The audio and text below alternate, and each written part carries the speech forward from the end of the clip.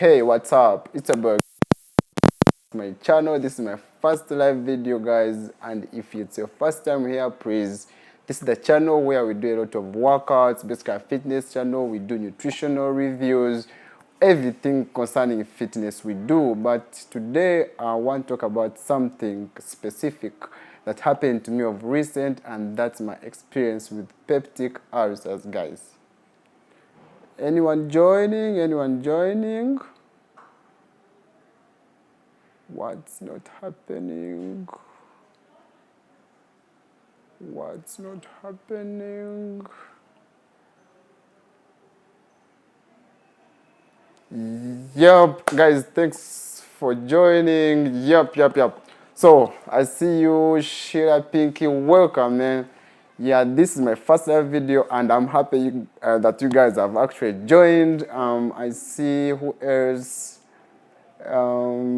Yeah, keep joining. Invite your friends to come through and let's discuss about peptic ulcers. So guys, about 2 weeks ago, I started getting symptoms. I never suffered from ulcers. So what happened was I started getting abdominal upset. I started getting headache. I started getting weak. I lost my appetite. You know what I'm saying? I couldn't eat like how I used to eat. I remember I used to train very hard, but when I used to reach on the plate of food, I never used to eat. So I kept wondering what's happening to me. So what happened is I decided to do some labs. I went to the lab, then I tested for everything. Of course, the first thing I tested was, was HIV. I was like, maybe let me just do this shit, you never know. So I did HIV, it was negative. Then I do a full blood count. Nothing was remarkable. Then I did malaria, it was negative. I did typhoid, it was negative. I went ahead and did other couple of tests, and everything, was negative. So I was like, what's happening up with me? I couldn't figure it out. So I kept there, and I'm not eating, I feel weak. I'm like, what's the problem? So I really didn't know what was happening to me. So what I did, I was like, so I would get like episodes of constipation, episodes of diarrhea. I'm like, so but you're not feeling that sharp pain. You're like, maybe it will go away. So it was last week, it was 1 week and a half ago. So I'm like, how about I go back to the lab? So I went to the lab, then I did the same shit, malaria, typhoid, varicella, and everything was negative. But then I kept weak, and at this point, I wasn't training like I used to. I used to start my workouts, and I feel all weak. I couldn't, have the energy to do the reps that I used to do. So I was like, something is wrong with me. So I was like, maybe let me add some H. pylori, and boom, I do, I removed blood, took it to the lab, I did H. pylori, and then the serum antibody was positive. I was like, wait a minute. So the serum antibody is positive. But of course, for me as a health profession, I know what to do to confirm something. So the stool test, or what we call the stool antigen test, is the confirmatory test for what? For H. pylori or PUD. So I was like, maybe let me now look for stool, and I do stool analysis and look for that antigen for the H. pylori. But because I used not to eat, I used not to drink a lot, so they sent me to go and bring stool, and guess what, guys? It took me 3 days. I'm looking for stool, but I can't get stool. You get what I'm saying? So, oh my God. So I was feeling very weak. I was deteriorating. I now started getting some fevers. I was like, this shit is serious. But I was like, I'm not going to start on treatment when I've not confirmed this, because most people have a tendency of, going to mediocre clinics when they get tested and they find themselves with a positive antibody, then they start on medication, which is wrong, because you need to first confirm if that's actually the disease and then start on medication. So what I did, I waited for the 3 days, and finally I got stool. So stool, and they tested it. They found I was actually positive for H. pylori.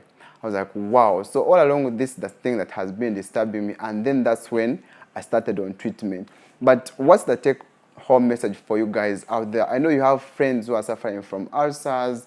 You yourselves, maybe some of you are suffering from ulcers. But what do you need to take from this? Is H. pylori, or what we call Helicobacter pylori in our language, it's an organism that causes peptic ulcers. But how is it transmitted?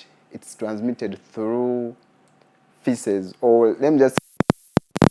So what's happened is you ingest this from your what? From someone, or through drinking unboiled water or stuff contaminated with fecal stuff, and you end up taking in. So what had happened a couple of weeks ago, I never used to eat quick stuff, Rolex, chapatis, and what. So I got so busy and I found myself in a state where I was taking a lot of chapati, fast foods, off the street, and perhaps that's where I grabbed that stuff. So you out there, some people think you get ulcers because you're not eating on time. You're actually 80% of the ulcers that most people have there, they are caused by H. pylori, which is fecal oral transmission. So if you're out there and then you have a lot of your friends or yourself, you have H. pylori, but you don't know, what you need to do is please make sure that you go to a clinic, but a legit clinic like a medical center where they are able to do your stool antigen. Because every one of us, what's happening is every one of us already is exposed to what? Is exposed to H. pylori. So at some point you are exposed and you developed antibodies for it, but it does not actually mean that you. What you always need to do is you must be having the antibody to fight it already. So when we do the serum, antibody, we shall find it when you're positive, but you don't have an active infection. So for you, when you have an active infection, when we test stool, that's when we expect to find the infection when it is very active, and that's when you need treatment for it. But most of you people, when you feel some abdominal pain, you run immediately to the what?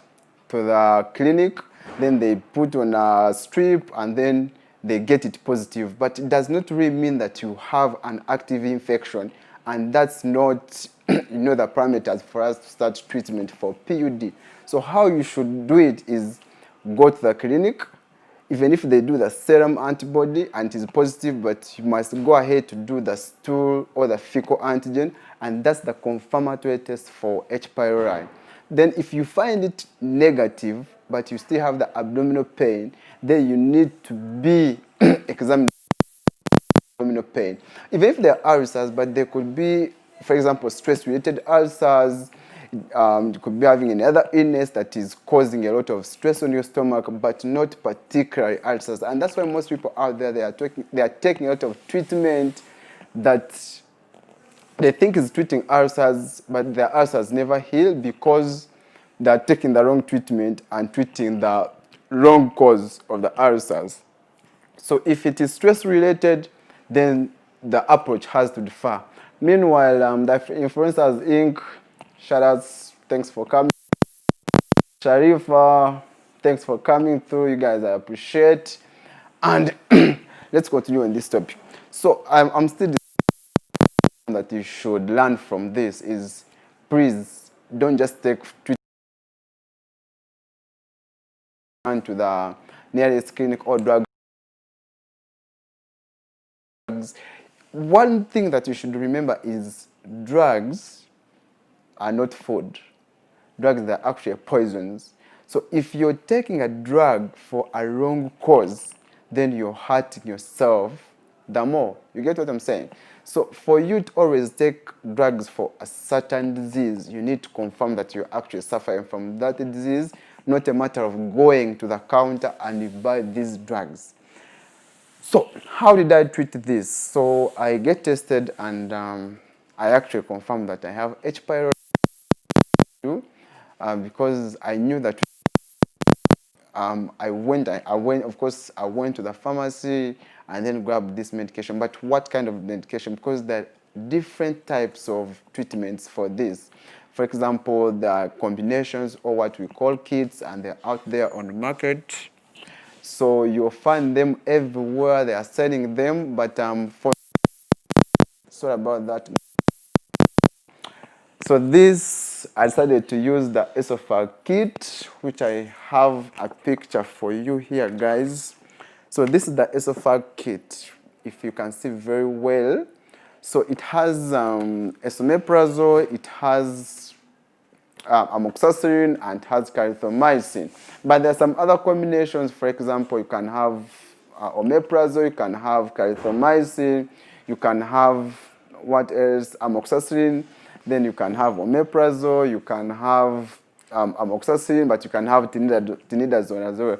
But why I decided to use this was, it has a high dose of clarithromycin and a high dose of clarithromycin and amoxicillin, and I was supposed to take it for 2 complete weeks. So 2 days ago I finished my dose. I already feel so much better.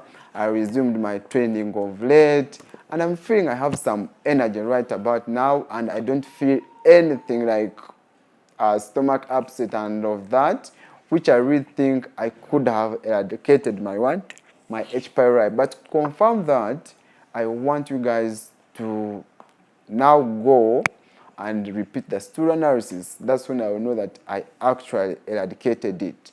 So if you're out there suffering from ulcers, man, you need to go and have them treated right away. Right away. Sharifa, you're saying chapats are not healthy. I wish people knew. Yeah, you're right. Chapats are not healthy. And the reason is, chapats, these guys who make chapats, first of all, they are very dirty. That's number one. Those guys, they don't observe any hygiene, sanitation around the place where they use the chapats. For example, you go there, you order for a Rolex, but this guy, while he's preparing your Rolex, is touching in his pockets, he's getting money, he's giving people serving this one, he's touching his pants, he's touching everywhere, and of course, you don't know whether he visited the toilet of recent. You can't really tell, so you end up grabbing the H. pylori from there, but not only the H. pylori, but typhoid as well. So one thing that I want to stress is, for example, if you go to the lab and you test and they find you with typhoid, you can only get typhoid from fecal matter.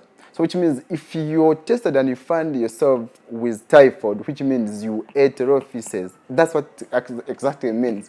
So for you, some people think, I have typhoid, where did I get it? So some of these organisms, where they actually live, that's where they live. For example, you can't find Salmonella typhi, that's the organism that causes typhoid in soil or anywhere. It's only found in feces. So when we test you and find yourself with typhoid, then just know you ate raw feces. But where did you get it? Maybe you drank boiled water, or you ate food that was contaminated with fecal matter. But you won't actually see those organisms with your naked eyes. So you guys who buy stuff from the street, I think you should start thinking around. I mean, especially us guys who don't sometimes cook for ourselves, we end up grabbing everything that we find on the street, which is not good for our health.